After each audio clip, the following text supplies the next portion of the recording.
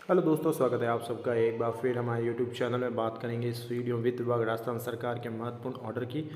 और इसके ऊपर एफएक्यू यानी विभिन्न प्रश्न आंसर को लेकर।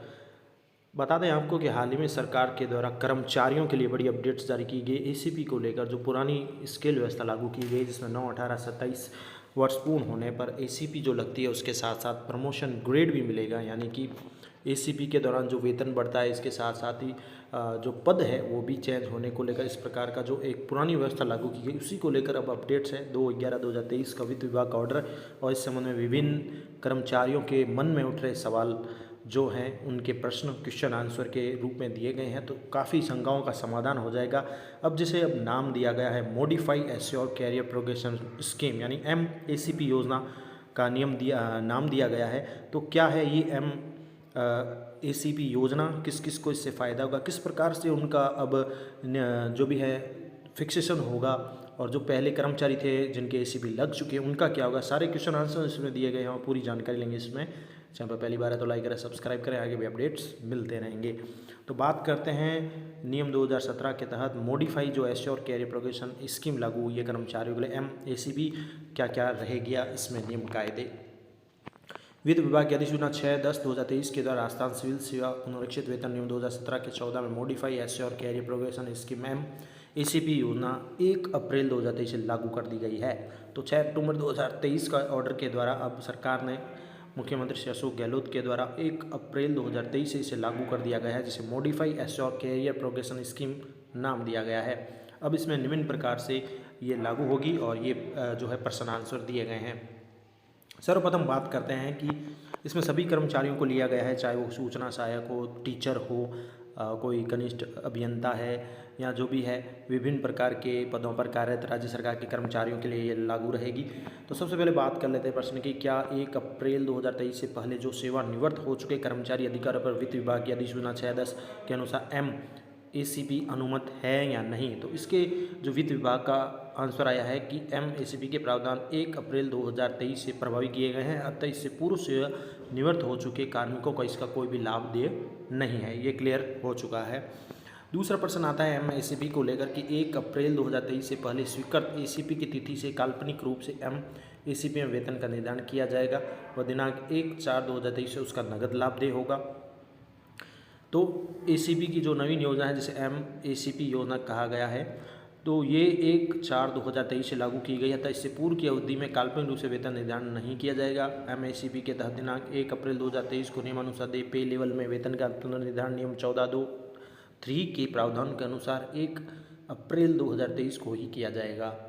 इसके साथ ही प्रश्न आता है कि क्या पदोन्नति व ACP तक ACP योजना में बने रहने व MACP योजना का लाभ लेने के लिए विकल्प दिया जाना अनिवार्य है या नहीं। तो अधिसूचना दिनांक 6/10/2023 से 5 जनवरी 2024 तक अर्थात 3 माह के अंदर कार्यालय अध्यक्ष को लिखित रूप में MACP या ACP का एक विकल्प देना होगा। 3 महीने की निर्धारित अवधि के अंदर विकल्प प्रस्तुत नहीं करने पर MACP का विकल्प दिया हुआ ही माना जाएगा। तो 3 महीने का समय रहेगा अधिसूचना जारी होने के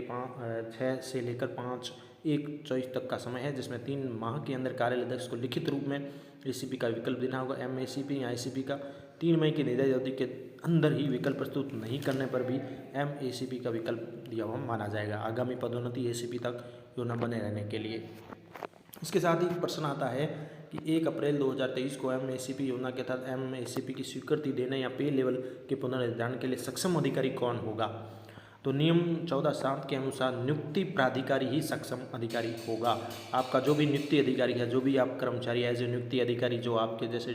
टीचर हैं तो जिला शिक्षा अधिकारी हैं या विकास अधिकारी बोलते हैं जो भी है, CBO वगैरह हैं, PO है, तो इस प्रकार से अपने अपने जो भी पद होता है उसके अनुसार नियुक्ति अधिकारी तय होता है। तो 1 अप्रैल 2023 को MACP योजना के तहत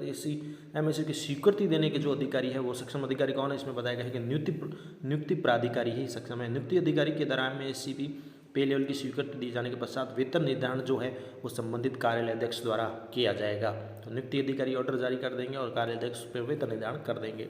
इसके साथ ही बात करते हैं 1 अप्रैल 2023 को किन किन कार्मिकों का MACP के पे लेवल में वेतन का पुनः निर्धारण किया जाएगा। तो बात करें तो ऐसे कार्मिक जिन्हें नियम 14 के उपनियम 3 के प्रावधानों के अध्ययन दे पे लेवल से नीचे का पे लेवल स्वीकृत है, यानी जैसा कि नियम है 14 उसके उप नियम 3 के प्रावधान के अधीन जो भी पे लेवल से नीचे का पे लेवल स्वीकृत है उनका MACP के तहत पे लेवल स्वीकृत किया जाएगा तथा नियम 14(2)(3) के प्रावधान के अनुसार MACP के लिए दिनांक 1 अप्रैल 2023 को पे लेवल में समान स्तर पर वेतन निर्धारित किया जाएगा और यदि पे लेवल में समान स्तर नहीं है तो तत्काल आगामी स्तर पर उनका वेतन निर्धारण किया जाएगा। इसके साथ यदि किसी कार्मिक की पदोन्नति व आगामी MACP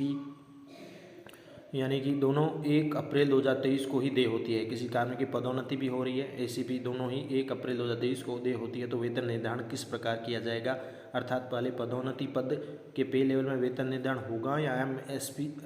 ACP के पे लेवल में वेतन निर्धारण होगा।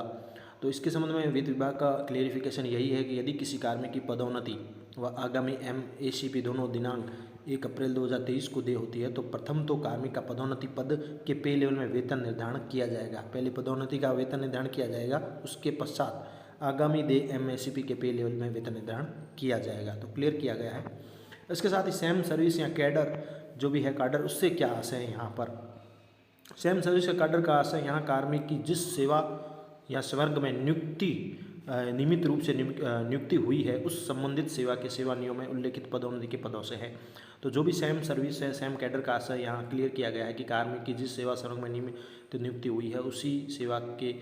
सेवा नियमों में उल्लेखित पदोन्नति के पदों से है। अधीनस्थ सेवा में नियुक्त कर्मचारी के अधीनस्थ सेवा के पदोन्नति के पदों से है। राज्य सेवा के पद पर नियुक्ति हुई है तो कर्मचारी की राज्य सेवा के पदोन्नति के पदों से है। अधीनस्थ सेवा के पद से राज्य सेवा में पदोन्नति के पद सेम सर्विस के नहीं है। उदाहरण के लिए यहाँ समझा गया है किसी कार्मिक की नियुक्ति कनिष्ठ लेखाकार के पद पर हुई है और यह पद राजस्थान अधीनस्थ लेखा सेवा का पद है। इस सेवा के पदोन्नति के जो पद है क्रमशः सहायक लेखाधिकारी ग्रेड 2 व सहायक लेखाधिकारी ग्रेड 1 है। इस सेवा के कार्मिकों का जो आगामी पदोन्नति है वह पद लेखाधिकारी है, अतः लेखाधिकारी का पद राजस्थान लेखा सेवा का पद है। अतः कनिष्ठ लेखाकार, सहायक लेखाधिकारी 2, सहायक लेखाधिकारी 1 पद पर कार्यरत कार्मिक को MACP योजना के तहत वेतन उन्नयन का लाभ स्वीकृत करने हेतु लेखाधिकारी का पद राज्य सेवा का पद होने के कारण सेम सर्विस का पद नहीं है।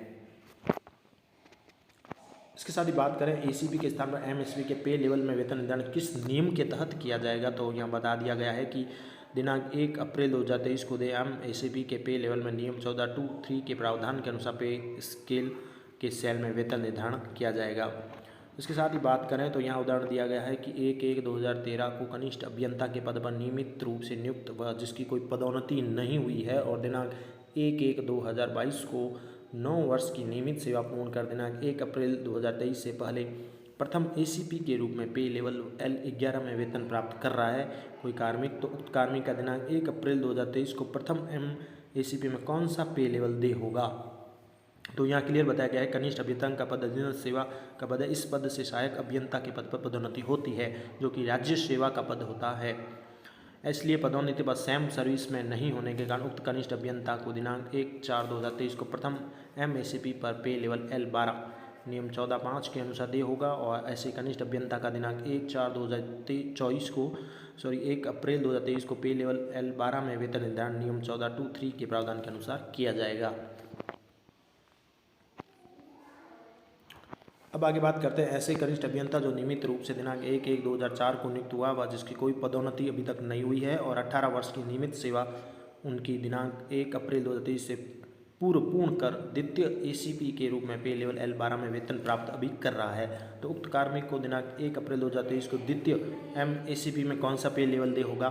तो ऐसे उक्त कनिष्ठ अभियंता को दिनांक 1 अप्रैल 2023 को द्वितीय MACP में पे लेवल L14 नियम 14(5) के अनुसार दे होगा। ऐसे कनिष्ठ अभियंता का दिनांक 1 अप्रैल 2023 को पे लेवल L14 में वेतन निर्धारण नियम 14(2)(3) के अनुसार प्रावधान के अनुसार किया जाएगा। इसके साथ ही एक और ऑर्डर है कनिष्ठ अभियंता क्वेश्चन है कनिष्ठ अभियंता जो नियमित रूप से दिनांक 1/1/1995 को नियुक्त हुआ है वह जिसकी कोई पदोन्नति नहीं हुई है और 27 वर्ष की नियमित सेवा कर ली है, दिनांक 1/4/2023 से पूर्व पूर्ण करके तृतीय ACP एक चयनित वेतनमान व 2 ACP प्राप्त करके पे लेवल L15 वेतन प्राप्त कर रहा है। तो उक्त कार्मिक को दिनांक 1/4/2023 को तृतीय MACP में कौन सा पे लेवल निर्धारण किया जाएगा या दे होगा, तो ऐसे कनिष्ठ अभियंता को दिनांक 1/4/2023 को तृतीय MACP में पे लेवल L15 नियम 14(5) के अनुसार यथावत ही दे होगा। इसके साथ ही अनिष्ट अभियंता जो नियमित रूप से 1/6/2005 को नियुक्त हुआ व जिसकी प्रथम पदोन्नति दिनांक 1/4/2018 को सहायक अभियंता के पद पर हुई व 18 वर्ष की नियमित सेवा दिनांक 1/6/2023 को पूर्ण होगी, उक्त कार्मिक को द्वितीय MACP में कौन सा पे लेवल दे होगा? तो ऐसे सहायक अभियंता पद पर पदोन्नत उक्त कार्मिक को प्रथम नियुक्ति यानी कनिष्ठ अभियंता के पद से 18 वर्ष की नियमित सेवा दिनांक 1/6/2023 को पूर्ण करने पर द्वितीय MACP में राज्य सेवा के पदोन्नति पद अधिशासी अभियंता का पे लेवल L16 नियम 14(3)(5) के अनुसार दे होगा। इसके साथ ही कनिष्ठ अभियंता जो नियमित रूप से 1/1/2002 को नियुक्त हुआ है व जिसकी प्रथम पदोन्नति 1/4/2012 को सहायक अभियंता के पद पर हुई और 20 वर्ष की नियमित सेवा दिनांक 1/1/2022 को पूर्ण करने पर द्वितीय ACP के रूप में पे लेवल L15 प्राप्त कर रहा है, ऐसे कार्मिक को दिनांक 1 अप्रैल 2023 को द्वितीय MACP में कौन सा पे लेवल होगा? तो इसके लिए क्लेरिफिकेशन है कि उक्त सहायक अभियंता को दिनांक 1/4/2023 को द्वितीय MACP पर L16 दे होगा व दिनांक 1/4/2023 को L16 में वेतन निर्धारण नियम 14(2)(3) के प्रावधान के अनुसार किया जाएगा। इसके साथ ही कनिष्ठ अभियंता जो नियमित रूप से दिनांक 1/1/1995 को नियुक्त हुआ व जिसकी प्रथम पदोन्नति हुई दिनांक 1/4/2005 को सहायक अभियंता के पद पर और 20 वर्ष की नियमित सेवा दिनांक 1/1/2015 को पूर्ण करने पर द्वितीय ACP के रूप में पे लेवल L15 में वेतन प्राप्त कर रहा है, उक्त कार्मिक को दिनांक 1/4/2023 को द्वितीय MACP में कौन सा पे लेवल होगा तथा द्वितीय MACP किस तिथि को और किस पे लेवल में दे होगी? तो इनके लिए क्लियरिफिकेशन है कि उक्त सहायक अभियंता का प्रथम दिनांक 1/4/2023 को पे लेवल L16 में द्वितीय MACP के पे लेवल में नियम 14(2)(3) के प्रावधान के अनुसार वेतन निर्धारण होगा। इसके पश्चात 1/4/2023 को 27 वर्ष से अधिक की नियमित सेवा पूर्ण कर लेने के कारण 1/4/2023 को 27 वर्षीय तृतीय MACP में पे लेवल L19 दे होगा तथा वेतन नियम जो है 14(8) के प्रावधान के अनुसार वेतन निर्धारण किया जाएगा। इसके साथ ही एक और जो है पहले अब ये कनिष्ठ अभियंता की चल रही, इसके पश्चात टीचर्स की भी आएगी, वो भी और अन्य विभिन्न पदों की भी आएगी, तो पूरी PDF में क्लियरिफिकेशन है, ध्यान से वीडियो को देखते रहें। अगला क्वेश्चन आता है कनिष्ठ अभियंता जो नियमित रूप से दिनांक 1/1/1992 को नियुक्त हुआ व दिनांक 1/4/2015 से द्वितीय पदोन्नति प्राप्त करके अधिशासी अभियंता के पद पर कार्यरत है, 30 वर्ष की नियमित सेवा पूर्ण होने पर दिनांक 1/1/2022 से तृतीय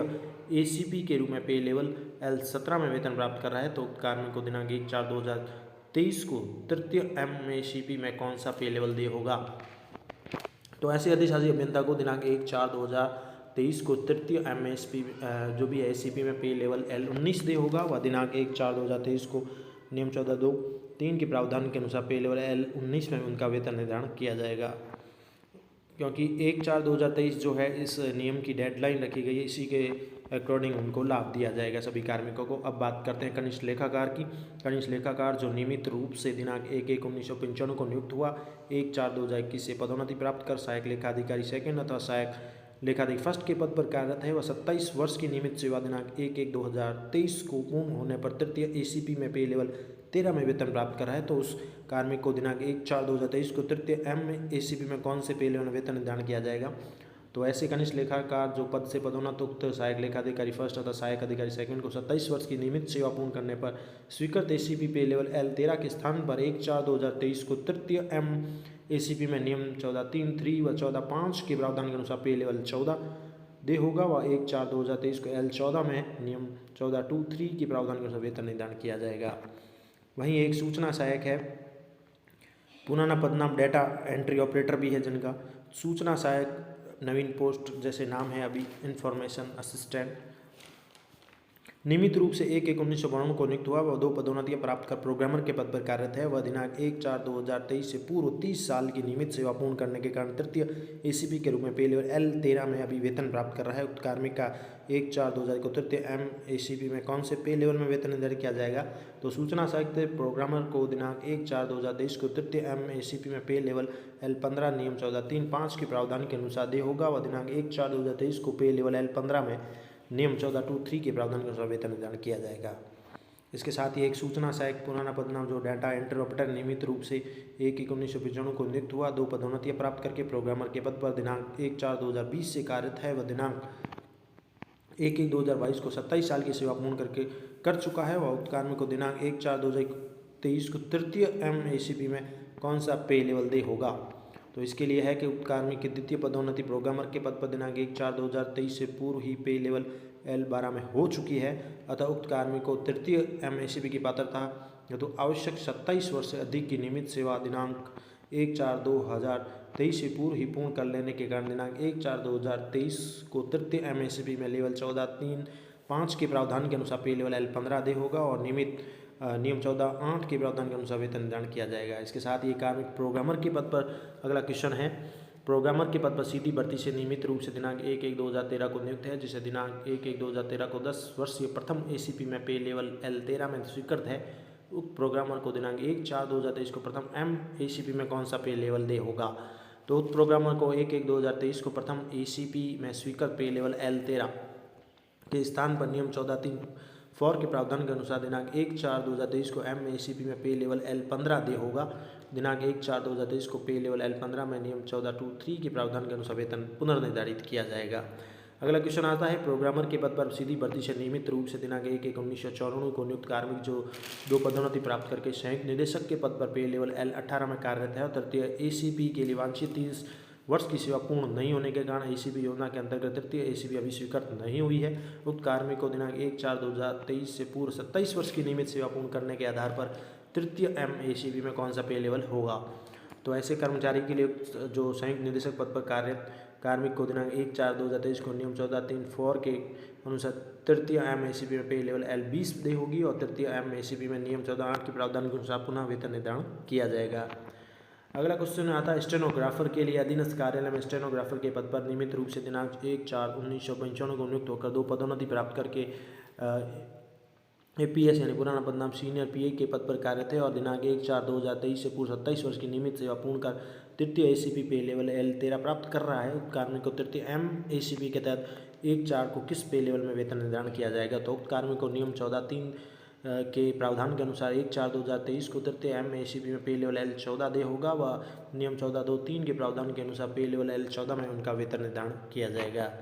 तो लगभग हर कर्मचारियों को यहाँ लिया जा रहा है इस नियम और इस प्रकार से क्लियरिफिकेशन वित्त विभाग द्वारा किया जा रहा है। और अधीनस्थ कार्यालय में स्टेनोग्राफर के पद पर दिनांक 1/1/2000 को नियमित रूप से नियुक्त होकर 2 पदोन्नति प्राप्त कर APS पुराना पदनाम सीनियर PA है के पद पर कार्यरत है। L12 में वेतन प्राप्त कर रहा है। 27 वर्ष की नियमित सेवा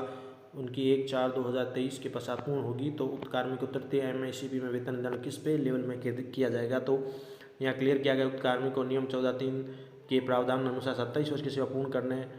की दिनांक को तृतीय MACP में पे लेवल L14 दे होगा और नियम 14.8 के अनुसार पे लेवल L14 में वेतन निर्धारण किया जाएगा। अब बात आती है हमारे टीचर्स की, शिक्षक साथियों की, जिन्हों को भी इंतज़ार है अपने प्रश्नों का, यानी उनका निर्धारण किस प्रकार होगा MSP में। एक कार्मिक जो शिक्षक 3rd ग्रेड के पद पर नियमित रूप से 1/1/2004 को नियुक्त हुआ व उनकी कोई पदोन्नति नहीं हुई है तथा 18 साल की नियमित सेवा भी दिनांक 1 अप्रैल 2023 से पूर्व